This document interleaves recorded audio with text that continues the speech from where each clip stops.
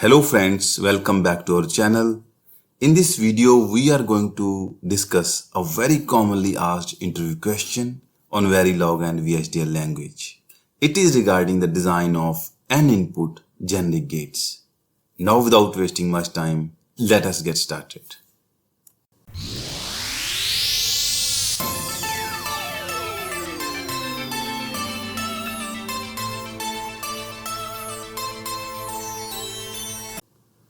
Friends, the first question is, we have to design an n-input AND gate in Verilog. I would prefer you should try by yourself, take your time, and meanwhile you can pause my video. And I will really appreciate if you can write down in the comment section that how many of you are able to solve it. Otherwise, I will let you know its answer. When we say n-input AND gate, that means we have to design a generic AND gate which can have any number of inputs, 2, 3, 4, 5, 6 and so on. And depending upon our requirement, we will specify the exact number of inputs at a time of instantiation. Now let me show you its code. So this is very small Verilog code for an input AND gate. Let me go through its code. This is an input AND gate and I have given a module name as AND_N. Now let us see what will be its input and output ports. Output will be Y, which will be always 1 bit long irrespective of the number of inputs. And input A, it is n bits long. In Verilog, if we make the length of any vector as generic, the way I have given here, then we have to declare this parameter n before the declaration of these input and output ports, just adjacent to the module name, the way I have given here, hash parameter n is equal to 4. Friends, here I have given the value of n as 4, which will be taken as a default value. Actually, the value of this n should be given at the time of instantiating this module and_n. But in case user or designer does not give the value of n at the time of instantiation, then the default value of n, that is 4, will be taken. Now let us take a look at the actual coding part. It is a single line statement. In Verilog, we have to simply write assign y is equal to %a. Ampersand is a sign which is used for bitwise AND operator. It is going to make the AND operation on all the bits of a vector A. So this operator will solve our problem in Verilog. And then finally AND module. Friends, in Verilog there are two methods to instantiate an generic gate. One is positional instantiation and another method is named instantiation. So this is an example of positional instantiation of AND_N gate. So in this positional instantiation, I simply need to write the value of n here. Then I have to write the name of instance for this AND_N. Then the ports of this module. Now let us take an example where we have 2 or more than 2 parameters in the module definition.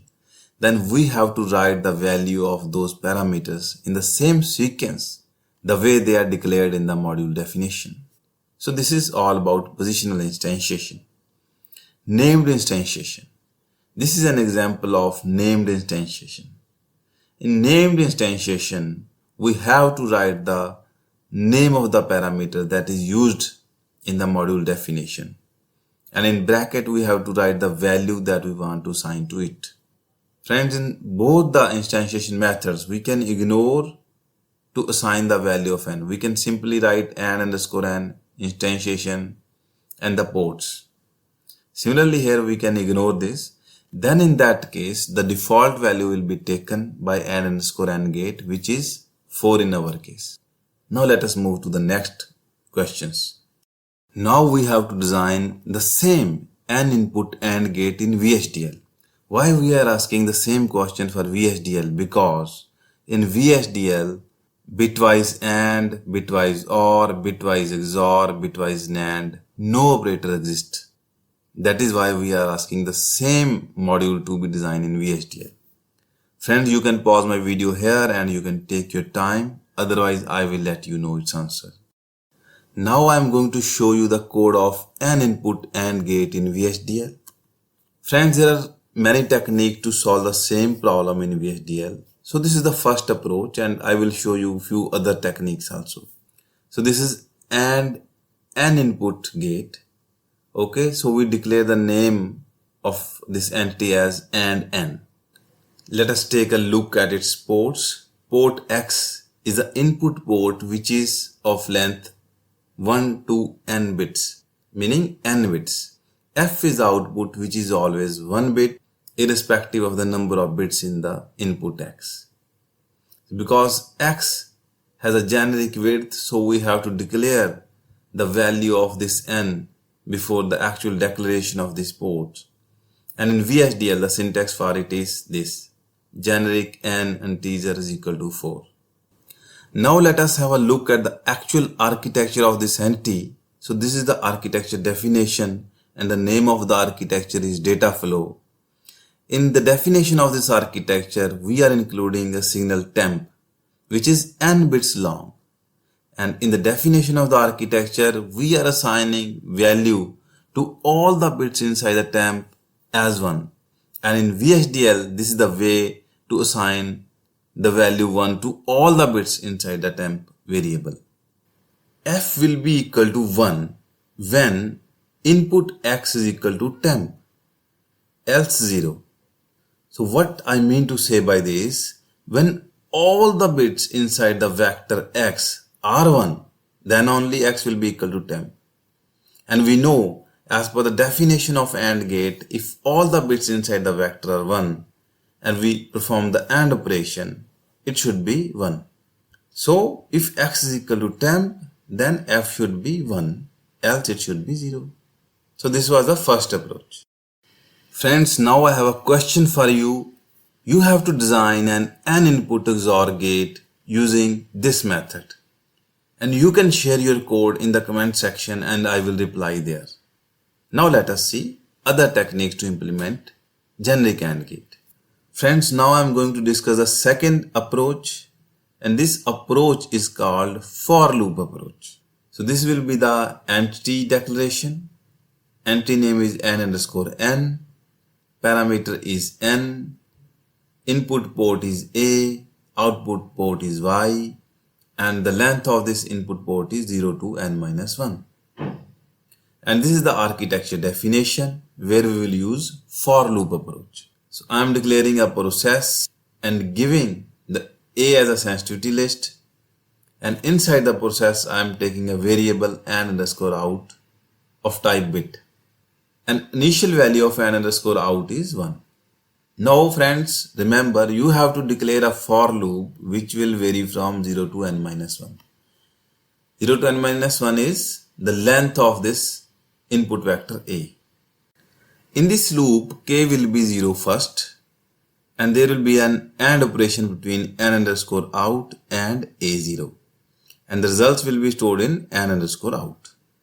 And in the second iteration, k will become 1, and again there will be AND operation between n_out and A1, and the result will be stored in n_out, and so on. So finally the result will be stored inside this n_out variable, and finally we need to assign the value of y equal to this n_out. Y is our output. So this is the second approach. Friends, now we are going to discuss about the third technique which is used to implement an input AND gate, and this technique uses generate statement. And we know that generate statement is very much useful when we need to instantiate the same module multiple times, when we want to replicate the same module multiple times in our design. And the generate statement will take only 2 or 3 lines of code to describe the entire design. So this is our entity. N is a parameter having value 4. A is the input port having length n bits from 0 to n-1. Y is the output which is 1 bit long. This is the architecture. In the architecture definition, we are declaring a signal temp which is having length n-1 bits, which is 1 less than the length of input vector A. Initially we need to assign temp 0 is equal to A0 and A1 as shown in a figure. It is not a part of generate statement. And next to it, we are writing generate statement. And we know that generate statement consists of a for loop. And this for loop will vary from k is equal to 1 to n minus 2. And inside this generate statement, temp k will be equal to temp k minus 1 and a k plus 1. So why I am writing this statement? Because temp 0 is already calculated. So I need to calculate temp 1. So that is why I am varying k from 1 to n minus 2. So temp 1 will be equal to temp 0 and a2. If you replace the value of k in both temp k minus 1 and a k plus 1, it will become temp 0 and a2. So this way we will calculate temp 1 from temp 0 and a2. In the same way, well, k will become 2. So we will calculate temp 2 is equal to temp 1 and a3. And finally, temp 2 will be our output. We need to assign the value of y equal to temp 2 or temp n minus 2 in a more generic case. So this way we design an input AND gate in VHDL using generate statement. So the same way you can design any generic gate, for example XOR, NAND, XNOR and so on. Friends, now I'm going to wrap up this video and I hope that this would be quite informative for all of you. And I will appreciate if you write in the comment section how you like this video. Friends, we keep on preparing such type of videos on our channel. So those who have not subscribed my channel yet, please subscribe it, and to get the notification of all the videos, don't forget to press the bell icon. Thank you so much for watching.